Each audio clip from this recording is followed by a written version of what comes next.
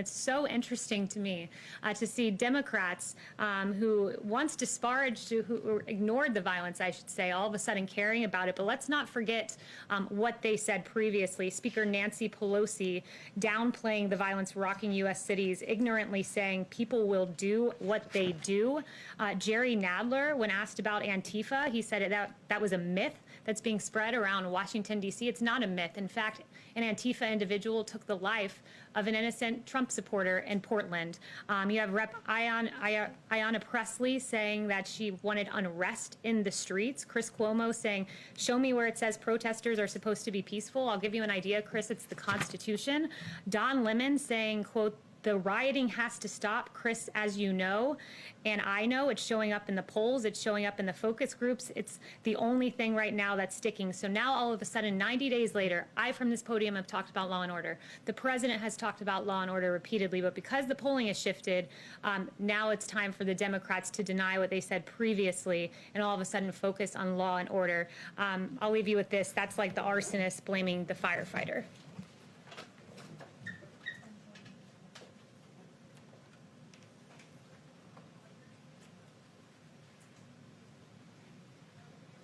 So here's Kamala Harris telling Stephen Colbert or whatever his name is, how this is going to basically continue. No effort to dissuade people from engaging in violence in the streets whatsoever. Check this out. Clear that I know that there are protests still happening in major cities across the United States. I'm just not seeing the reporting on it that I had that's right. for the first few weeks.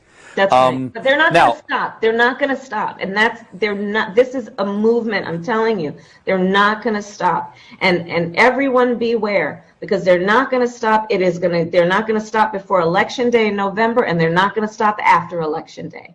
And everyone should take note of that on both levels, that they're not going to let up, and they should not. And we should not.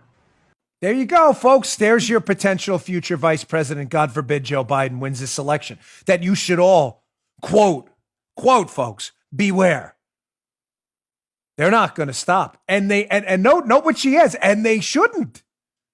Now, she'll say to you, oh, I was just talking about the peaceful protesters. When you find them, let me know. I'm not talking about the stuff that happens in the day. That is generally peaceful. When you find the peaceful protesters in Portland, Oakland, outside of the White House fence in Washington, D.C., when you find them, fill us in. We'd love to hear about it.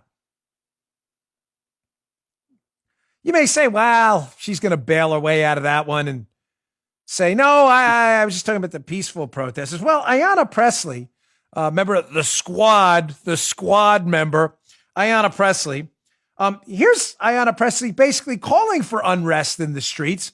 Yes, prominent member of the squad, radical leftist communists, who basically doesn't think there's any problem with this at all, and is suggesting, she loves to lecture everyone, Ayanna Pressley, by the way. She's so much smarter than you. Here she is basically encouraging this street unrest. Check this out. I'm looking to the public.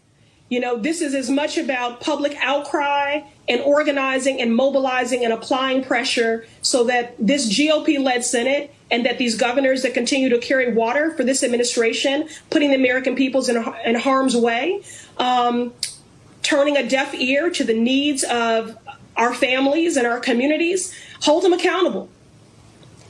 Well, make the phone call, send the email, show up. There needs to be unrest in the streets for as long as there's unrest in our lives. And unfortunately, there's plenty to go around.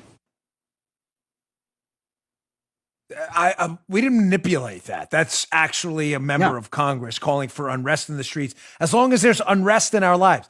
She is a well-paid, glorified by the mainstream media, member of the squad in Congress. And there's unrest in your lives, unlike people who actually work for a living and are struggling right now to get through this plague and the economic unrest. But we're worried about you. There it is. Again, all on tape. This is a manipulated media. It's all on tape for you to see. All of it.